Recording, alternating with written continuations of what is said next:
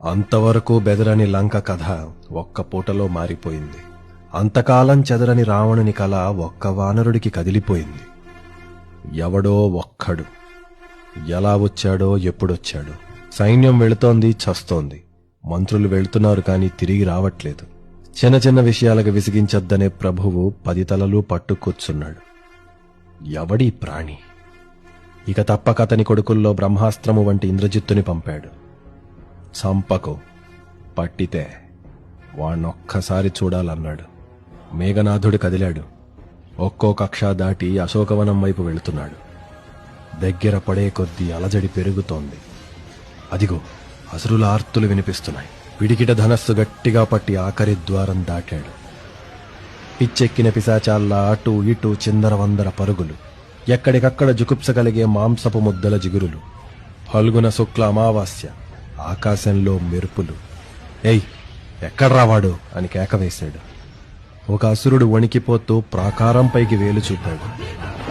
అప్పుడే తడియంటి నింగిజారిన మెరుపు వెలుగులో ఆ భయంకరుణ్ణి చూశాడు. ఒక్క పొంగులో సింహగర్జన చేయగా ఆ కేకకి త్రికూటమే వణికిపోయింది. ప్రళయకాలము పుట్టి రుద్రుడే లంకలోకి దూకాడా? వింత రూపము కట్టి విష్ణు అవతారమెత్తాడా? ఆ ప్రాణి ఏదో జపం చేస్తోందే. ఏంటది? ఆకాశంలోకి అంతర్ధానమైన మేఘనాథుడు అప్పుడు విన్నాడు. జయత్యతి బలో రామో లక్ష్మణశ్చ మహాబల రాజా జయతి సుగ్రీవో రాఘవేణాభిపాలిత దాసోహం కౌసలేంద్రస్య రామస్య క్లిష్టకర్మణ హనుమాన్ శత్రు సైన్యానాం నిహంత మారుతాత్మజ. ఒక్క క్షణం మూకల్ని బాధేసి వనాలని కూల్చేసి నాశనం చేస్తోంది. అంతలోనే ప్రాకారమెక్కి నరావణ సహస్రం మే యుద్ధే ప్రతిబలం భవే శిలాభిస్తు ప్రహరతః పాదపైశ్చ సహస్రశ అర్ధయిత్వా పురీం లంకాం అవివాద్య చ మైథిలీ సమృద్ధార్థో గమిష్యామి విశతాం సర్వరాక్షసాం. రాముడి దూతట లక్ష్మణుడికి జయము, సుగ్రీవుని దూతట సీతమ్మకు అభయము. హనుమ తనని తాను పరిచయం చేసుకుంటూ చెప్తున్న జయమంత్రాన్ని ఆ లంక కొడుకు విన్నాడు.